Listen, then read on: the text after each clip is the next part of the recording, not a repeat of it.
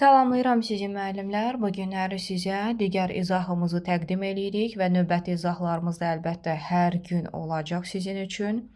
Dünənləri biz sizinlə özünü təqdim etməni öyrəndik və bu bacarığı özümüzdə necə formalaşdırmalıyıq, nəyə diqqət etməliyik deyə əsas məqamları öyrənmişik. İndi isə keçid alırıq pedaqoji prosesin təşkil edilməsi bacarığına. Əslində dünənki izahımızda biz bildirdik ki, istiqamətimiz pedaqoji prosesin təşkili zamanı pedaqoji tələblərə riayət etmək olacaq.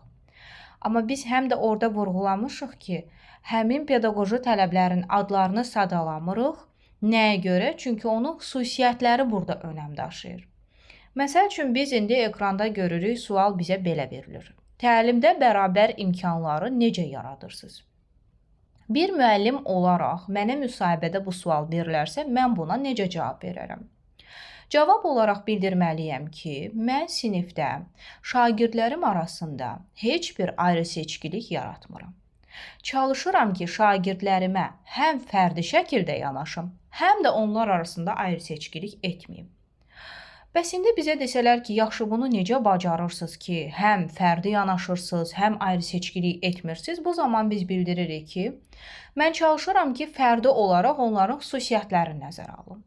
Əlbəttə ki, şagirdlərin özünə məxsus şəkildə öyrənmə tərzi var, potensialı müxtəlifdir, intellekti müxtəlifdir, şagirdlərin meyli, marağı müxtəlifdir. Bax, bu müxtəlif xüsusiyyətləri nəzərə alaraq, mən onlara fərdi şəkildə yanaşıram. Həmçinin də təlimimi elə qururam ki, onlar arasında heç bir ayrı-seçkilik olmasın. Məsələn, hər hansısa bir tapşırıq hazırlayıramsa, çalışıram ki, müxtəlif çətinlik dərəcəsi olan bir tapşırıq hazırlayım.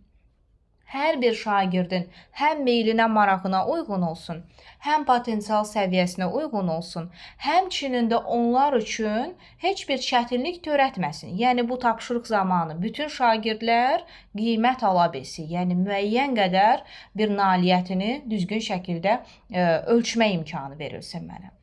Əlbəttə ki, formativ qiymətləndirmədə biz nailiyyəti ölçmürük. Şagirdin hansı bilik bacarığa sahib olduğunu ortaya çıxardırıq.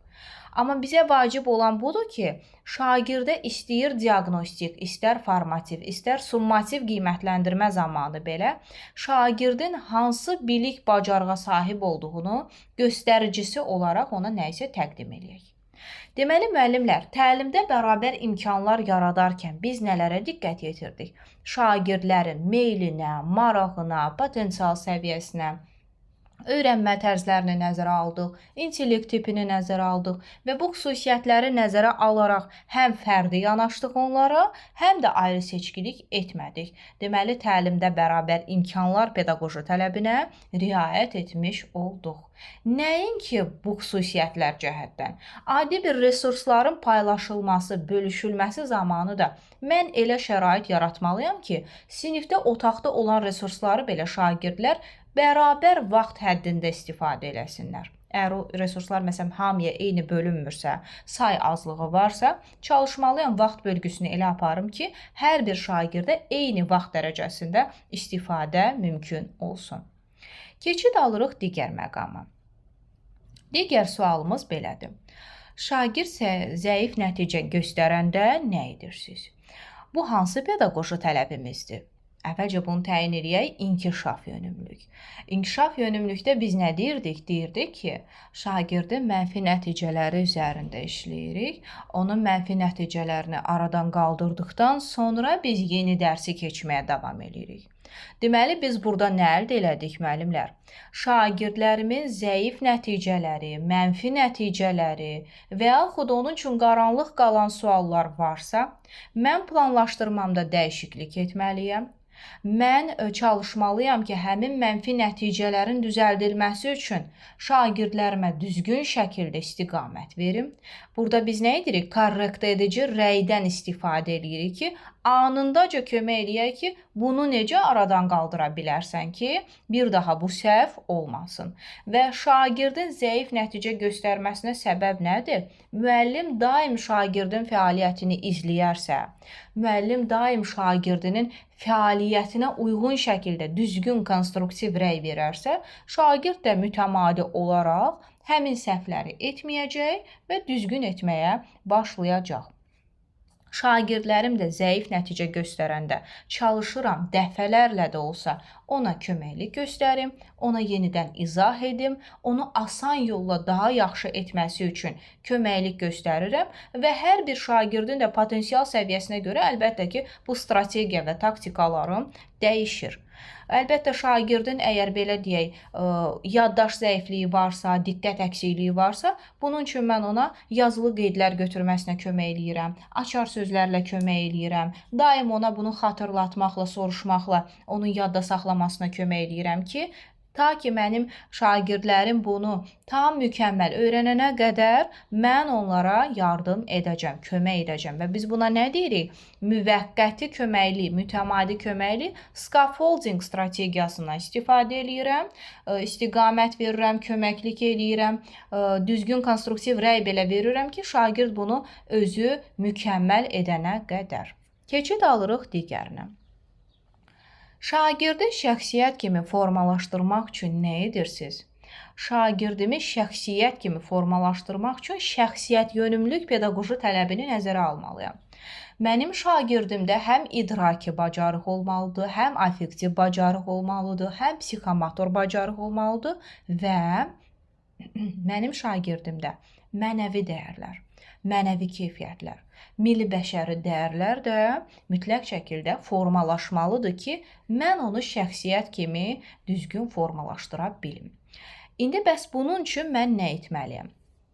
Şagirdlərimin idraki bacarıqlarına üstünlük verirəm. Məsələn, anlayıb danışsın, izah eləsin, nümunə gətirsin, affektiv olaraq düzgün təqdim eləmə qabiliyyətləri olsun, şərh edə bilsinlər, ünsiyyəti düzgün qura bilsinlər, münasibətləri tənzimləyə bilsinlər, psixomotor olaraq, fiziki olaraq bir işi yerinə yetirə bilsinlər. Məsələn, adi bir fən olaraq, deyək ki, biologiyadır, kimyadır, fərq eləmir ki, orada ancaq biz misal, məsələ, çalışma olsun. Xeyr, təcrübə işi də ola bilər ki, orada əl-qol, bədən hərəkətdədir.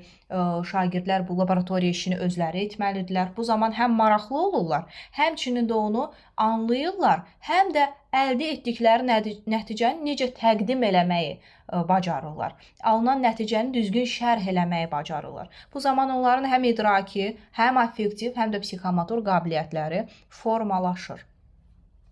Bununla yanaşı biz şagirdlərimizdə milli bəşəri, ümumbəşəri, mənəvi keyfiyyətlər, mənəvi dəyərlər də formalaşdırmalıyıq ki, bu həmçinin dostluqdur, yoldaşlıqdır, vətənsevərlikdir, vətənpərvərlikdir.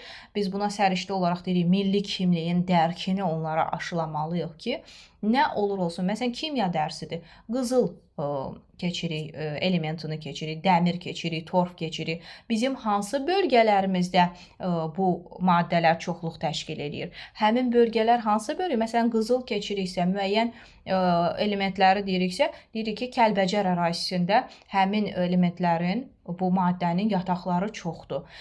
Bu zaman Kəlbəcəri yadara salırıqsa, biz nə edirik? Qarabağı yada salmış oluruq orada. Bir balaca orada artıq nə edirik? Kimya dərsi olsa belə vətənpərvərlik nümayiş etdirməliyik. Yəni, şəxsiyyət kimi formalaşdırmaq o deməkdir ki, sadəcə bilik öyrənsin yox.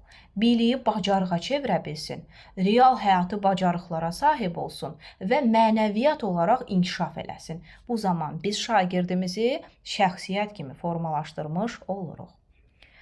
Keçirik digər sualımıza. Şagird yönümlü təlimi necə təşkil edirsiniz?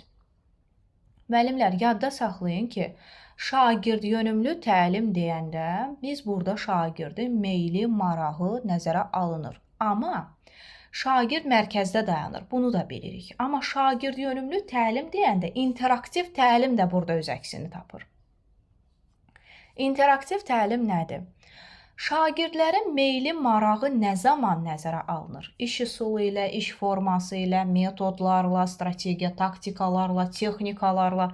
Bax, şagird yönümlü təlim quranda təkcə demirik ki, şagirdin meylini, marağını nəzərə aldım. Üstəlik də nəyi vurğuluruq? Onların meylinə, marağına uyğun şəkildə iş üsulu, iş forması seçməyə çalışıram. Əlbəttə ki, biz çalışırıq ki, mövzunu əhatə edən, təlim məqsədinə çatmaq üçün iş üsulumuz, iş formamız düzgün seçilsin. Amma həmçinin də şagirdin meyli, marağı da burada böyük önəm daşıyır. Şagird yönümlü təlim o deməkdir ki, şagirdin xüsusiyyətlərinə uyğun şəkildə təlim məqsədlərinə çatmaq. Təlim məqsədini belə reallaşdıranda orada şagirdin meyli, marağı öz əksini tapır. Məsəl üçün, mən çalışıram ki, şagirdlərimin meyli, marağı nəyədir? Mən kimyada və yaxud da biologiyada hər hansısa bir dərsi onların qarşısında maketlə, modellə izah edəndə onlar bunu daha yaxşı anlayırlar. Və yaxud da mən onlara slayd izlədəndə həmin prosesi onlar daha yaxşı anlayır. Məsələn, fotosintez prosesini, sadə bir şey deyirəm, tozlanma prosesini və yaxud da kimyadan deyirlər, molekulların, atomların və s. parçalanma prosesini. Bu zaman biz nə etdik? Şagirdlərin meylinə, marağına uyğun şəkildə təlim qurduq. Onun öyrənməsi üçün tələbatını tam ödəmiş olduq və bu zaman şagird yönümlü təlim qurmuş olduq. Şagird yönümlü təlim də elə interaktiv təlimdir. Meyli, marağı nəzərə alanda metodlar da nəzərə alınır. Təlim metodlarından məsələn diferensial. Diferensial təlim həm şagirdlərə fərdi yanaşır, xüsusiyyətləri nəzərə alır, həm də o fərqli xüsusiyyətlərə malik olan şagirdlərin hamısının bir qrupda öyrənməsini təmin edir. Biz buna deyirik ki, diferensial təlimdə heterogen qruplar yaradırıq. Yəni, müxtəlif xüsusiyyətə malik şagirdlərin bir sinifdə öyrənməsini təmin edirik. Buna deyirik diferensial təlim. Diferensial yanaşma baş verir burada. Çünki hamısı mənimsəyə biləcək, öyrənə biləcək və burada heterogen qruplar yaradılır. Yadınızda saxlayın, diferensial yanaşma o deməkdir ki, 45 dəqiqə ərzində şagirdin meyli, marağı nəzərə alınır, kömək olunur, istiqamət verilir. Artıq bütün tədris boyu mən bu köməkliyi yerinə yetirirəmsə, bu scaffolding strategiyasına əsaslanacaq. Keçid alırıq digər sualımıza. Şagirdlər üçün öyrənmə mühitini necə təşkil edirsiniz? Öyrənmə mühiti 3 istiqamətdə gedir müəllimlər. Emosional olaraq, fiziki olaraq, sosial olaraq. Bu 3 istiqaməti təmin etsək, şagirdlərimiz üçün effektiv, səmərəli öyrənmə mühiti qura bilərik. Nələrə diqqət edirik? Fiziki o deməkdir ki, şagirdlərin rahatlığı burada təmin olunur. Onların hər hansısa bir laboratoriya və yaxud təcrübə, sınaq falan keçirməsi üçün şərait yaradılır. Fiziki olaraq onların məsələn adi bir yazı yazarkən rahatlığı təmin edilir. Sosial nədir? Bir-biri ilə düzgün münasibətlərin qurulması, bir-biri ilə ünsiyyətlərin düzgün şəkildə qurulması, əməkdaşlıq, qrupla iş, komanda ilə iş, hətta biz burada deyirik ünsiyyətdə nitq etiketlərindən düzgün istifadə. Emosional olaraq özlərini necə idarə etmələri, özgüvən, özünə inam, pozitivlik, yüksək enerji. Bax, bütün bunları biz təmin ediriksə, həmçində biz fiziki olaraq deyirik ki, şagirdləri maddi texniki baza ilə, resurslarla təmin edirəmsə, bunlar hamısı öyrənmə mühitinin təşkil edilməsi üçün 3 əsas istiqamətdir ki, təmin edilməlidir. Öyrənmə mühitində nəyi nəzərə aldıq? Emosional olaraq nəzərə aldıq, fiziki olaraq nəzərə aldıq, sosial olaraq nəzərə aldıq. Emosional nə oldu? Özümüzə inam, özgüvən, pozitivlik, yüksək enerji şagirdə ötürməliyik. Daha sonra sosial nədir? Komanda ilə iş, qrupla iş, əməkdaşlıq, ünsiyyət və sosiallığı da bu cür izah elədikdən sonra keçid alırıq fizikiyə, onların rahatlığını təmin edirik və maddi texniki baza ilə, resurslarla onları təmin edirik. Bu da oldu bizim effektiv öyrənmə mühitimiz. Öyrənmə mühitində çalışırıq ki, onların psixoloji olaraq da bir-biri ilə düzgün münasibət qurmasına şərait yaradaq. Münasibətlər düzgün tənzimlənsin. Məsələn, cütlərlə iş keçirirəm, şagirdlər yola getmirsə, bu alınmayacaq. Qruplarla işdə əgər konflikt, münaqişə tez-tez yaranırsa, bu iş forması alınmayacaq. Ona görə də həm də münasibətlərin düzgün idarə olunmasına diqqət yetirməliyəm. Necə diqqət yetirim? Buzqıran strategiyasını misal gətirə bilərsiniz.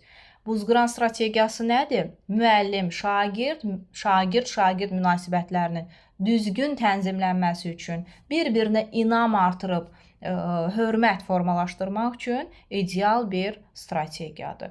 Bunda biz necə istifadə edirik? Müxtəlif taktikaları var, strategiyaları var ki, bunlardan istifadə edərək, əlbəttə ki, düzgün öyrənmə mühiti qura bilərik. İzlədiyiniz üçün təşəkkür edirəm. Bir daha xatırladıram, bu ayın sonuna qədər aksiya davam edir. 20 manat təşkil eləyir və hər zaman da YouTube-dan, Telegramdan, Instagramdan müraciət edən müəllimlərimizə aksiya bitsə belə endirimli qiymət təşkil ediləcək. Və bildirim sizə ki, indidən qeydiyyat olub, qruplarda öz vaxtınıza, saatınıza uyğun şəkildə dərs proqramı hazırlaya bilərsiniz. Daha sonra isə qruplarda olduqdan sonra sizin üçün də biraz uyğunsuzluq yarana bilər. Daim YouTube kanalımızı izləyin və bizim ödənişsiz qrupdan videolar atılır. İnşallah ki, gələn ayın birindən orada da istənilən sualınızı verib cavab ala bilərsiniz və bizim ödənişli dərslərimizə artıq qeydiyyat başlayıb. Qeydiyyat üçün də göstərilən nömrə ilə əlaqə saxlayıb ətraflı şəkildə məlumat ala bilərsiniz. Təşəkkür edirəm.